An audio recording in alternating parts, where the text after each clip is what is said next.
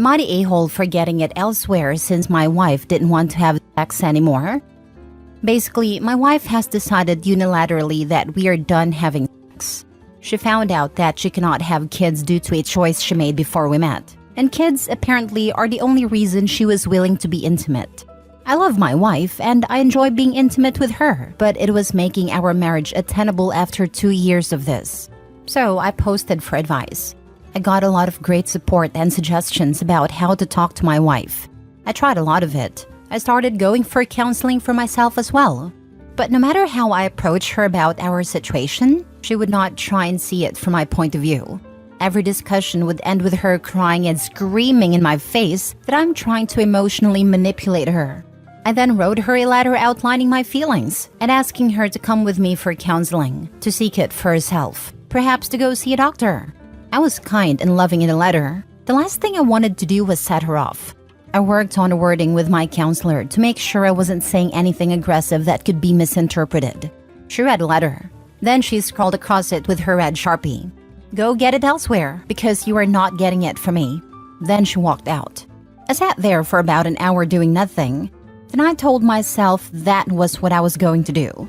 We are both fairly successful in our jobs. I am not super attractive, but I'm fit and a good talker. It took a while, but I met someone. We started out as just friends, but it became physical. I made sure she knew I was married. She is not interested in a relationship, so I guess I'm a safe option for her. My wife found out because I did not try and hide it. She was crying when I got home one night. When I came in, she asked if I was going to leave her.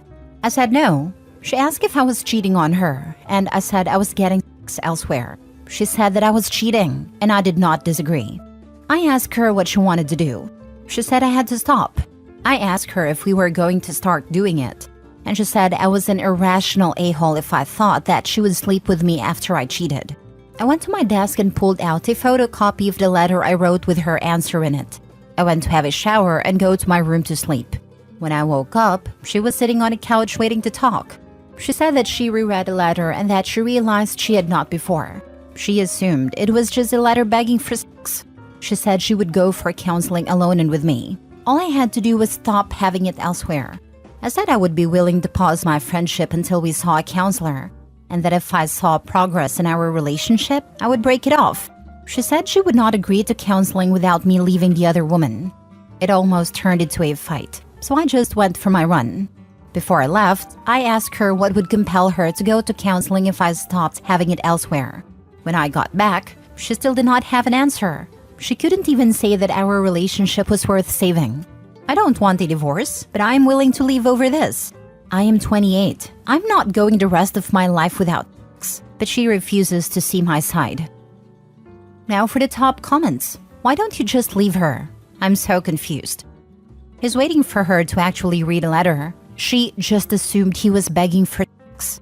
Holy crap. That's less than zero effort. I mean, they're not compatible.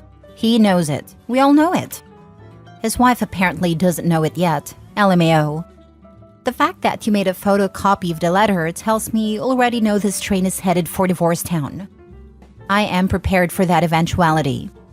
My brother and his ex-wife divorced for a lot of reasons, but one of which was his ex came out as asexual. He was lucky to have it a few times a year, more when they were trying to get pregnant. He's now got an awesome girlfriend he's crazy about and she's crazy about him. Told me how wonderful it is to feel desired. I honestly thought this was written by some middle-aged man. You're too young for that nonsense, bro. When I saw 28, I thought for sure he was 38 or 48 and it was a typo. Yeah, 40s this can happen, and the wife needs to take it serious and get her hormones checked. I went through it in my marriage, and it took a serious situation happening for her to see it. It is hard, because when they lose desire, they don't desire it, so don't have an overwhelming desire to fix it. 28 is way too young. I think the magic wore off and she got bored, and when women get bored, they tend to act in the manner OP describes. Funny part is, if that is the case, OP being with another woman is exactly what will snap her out of her boredom. Next story. Am I the a-hole for making my wife confess to all her friends and family that she cheated on me if she did not want a divorce? I, 34 male, have been married to my wife, 32 female, for 5 years, and we have 3 children. A few months ago, I found out from my wife's texts that she had been cheating on me, and I confronted her about it. She confessed to it and gave me an entire breakdown of her affair, which had lasted for a month. I was devastated and asked her why. She gave no excuses for it and said she had caught feelings for her affair partner which were wrong and she had acted on them. He was her coworker. I asked her if I lacked in anything and she said no, and she was in tears. I needed a few days to process this. My wife gave me space, but she asked me many times to reconsider divorce because it would uproot the lives of our children. She said she would do anything I wanted for the rest of my life. After a week, I decided that I needed only one thing from my wife to completely forgive her, and that was to call each and every one of her friends and family and confess her affair. I told her that was my only condition. She was really hesitant and asked me if I could reconsider the condition because this would ruin a lot of her friendships and family relationships. But I told her this was what I needed as a part of my forgiveness process, and that if she didn't do this, I was going to start looking for a divorce lawyer. Over the next week, my wife made a phone call to all of her friends, parents, grandparents, siblings, uncles, aunts, pretty much anyone she knew, and confessed her affair. It was hurtful and there was a lot of crying. My wife was hurled with a lot of shouting. By the week's end, my wife had called everyone I had wanted her to call. It has been a few months, and my wife and I actually have a really strong relationship now. However, my wife has pretty much become isolated from her friends and a lot of her family. This has hurt her a lot, and she spends a lot of nights crying. But she says this was worth it for our relationship and for our children. Am I the a-hole? I just feel like that's embarrassing for you too. You stayed with a cheating spouse. Like your wife crapped the bed, then had to tell her whole family and friends she crapped the bed, while you were in the bed sitting in the poop. Not embarrassing for him. He stayed to protect the family unit. She is the horrible partner who cheated. These are simply the consequences for very poor behavior. I find it more embarrassing for him that he made her call everyone and tell them, thinking that would add something positive to the outcome. That was done as punishment in order to ensure that other people dished the punishment that he didn't have the backbone to dish. This was just the beginning of the end. The marriage won't last. Even if it doesn't last, he made sure that her family and friends knew she was a cheat. Doesn't matter what happens next, everyone important to her now knows not to trust her because she broke the trust in her marriage. Sounds like you win for OP either way. Next story. My ex-husband told me that it was my fault. I found out that my husband was cheating on me with my best friend last year. My best friend is very beautiful and she has always been fit. I have always loved how I look, but I am a happy eater. When I met my husband, I weighed 64 kilograms. I am 169 centimeters tall. By happy eater, I mean that when I am sad, I can't eat. I lose my appetite. When I'm happy, however, I love food because everything tastes a million times better. Everyone knows this about me, and some people find it weird. We were together for 10 years when he cheated. I weighed 89 kilograms. We never discussed why he cheated. I was just shell-shocked for the longest time, and when I came out of my trance, the reasons didn't matter anymore. I weigh 57 kilograms now. I lost it all in a few months, then I had to start working out because I was losing so much muscle. I found new joy in working out. Now we lift weights 5 times a week. We decided that I have full custody until our son is 3 years old, so we don't confuse him with different homes. Instead, my ex-husband takes him for a few hours every day. Now he just visits my apartment since I stopped wanting to vomit every time I saw him. I use the time to do chores or relax/work out or go out with friends. Yesterday I went for a brunch with some girlfriends. When I got home, my ex-husband looked at me weird. He has been looking weird at me lately, but I haven't bothered asking because I avoid any conversations outside of our son. He told me that I looked beautiful. I ignored it, so he got upset. He started bawling and said that he wished I made this effort when we were still married. He never loved anyone else. Cheating was his biggest regret, but that I share the blame too. That I am an a-hole for doing this to him now looking this way. I didn't know what to say first. I was raging inside, and I wanted to hit him or cry. I told him, well, you should not have made me happy during our marriage then. He called me an a-hole for my attempted joke and left. This is our first fight since what happened. I don't know now. Deep down, I feel that there's some truth in what he said. If I only put more effort, my son would have had his parents together.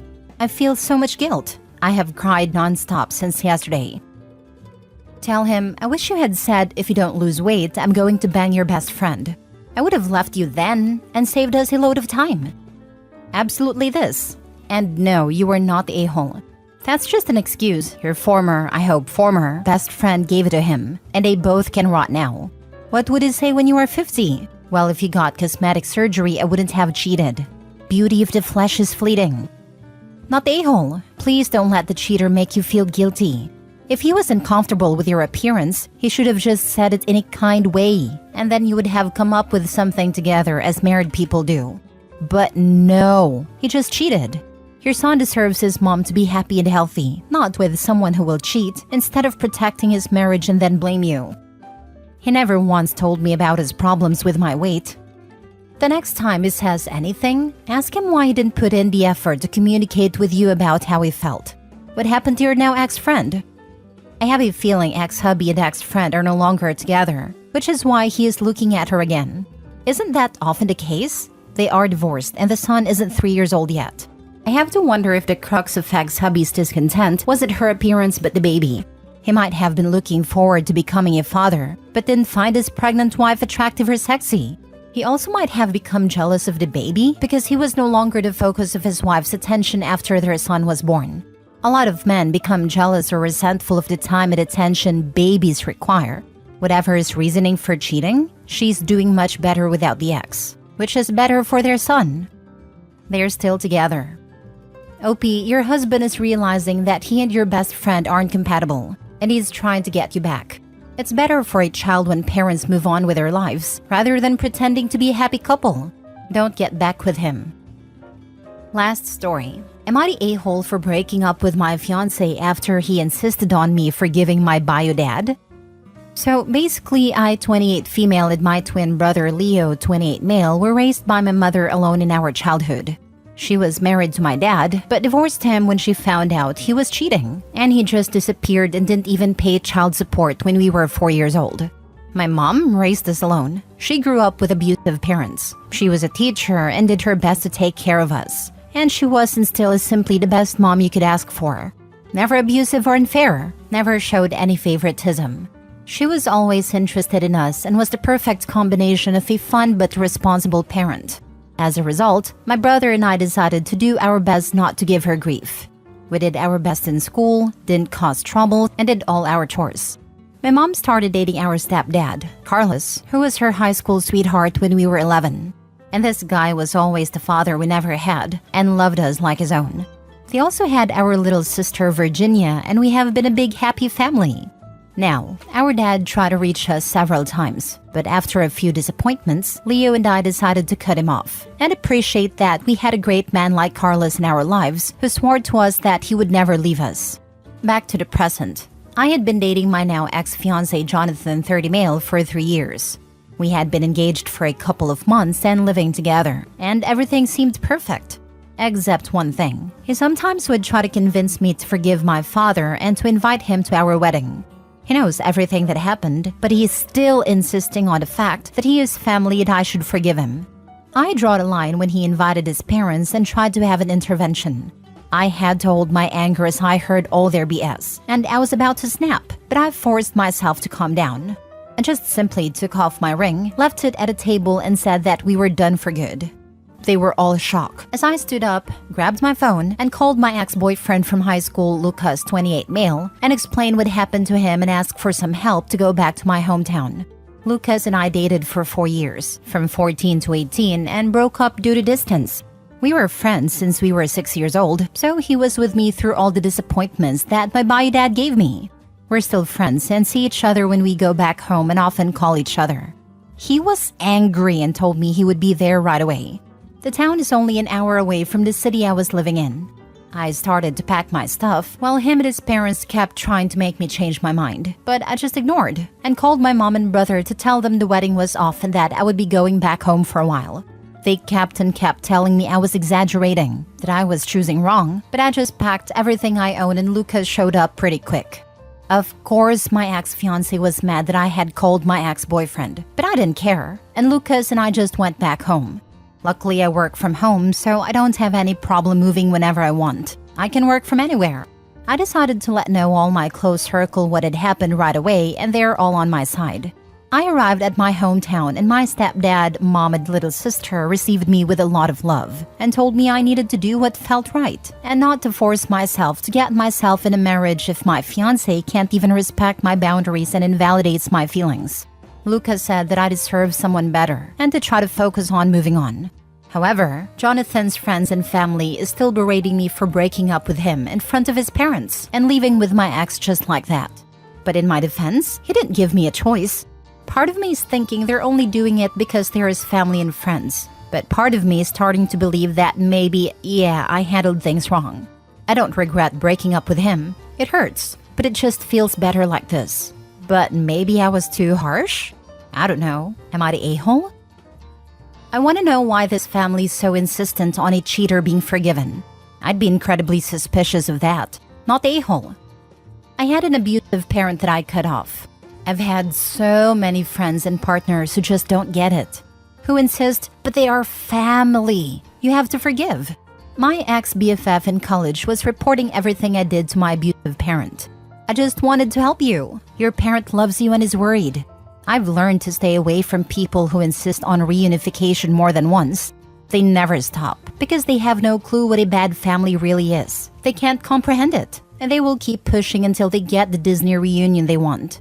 Because they truly don't believe family could ever do something so awful, and you must be exaggerating or misunderstood. They never stop because they have no clue what a bad family really is.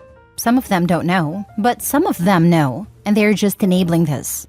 Cheaters enable cheaters, abusers enable abusers. In situations like yours or like OP, I always would ask if they're ignorant or enablers. This strikes really close to home. My wife wants me to reconcile with my abusive mother. She lets slide her siblings who are abusive to their kids, so she's an enabler. This explains a lot. Thank you for this insight.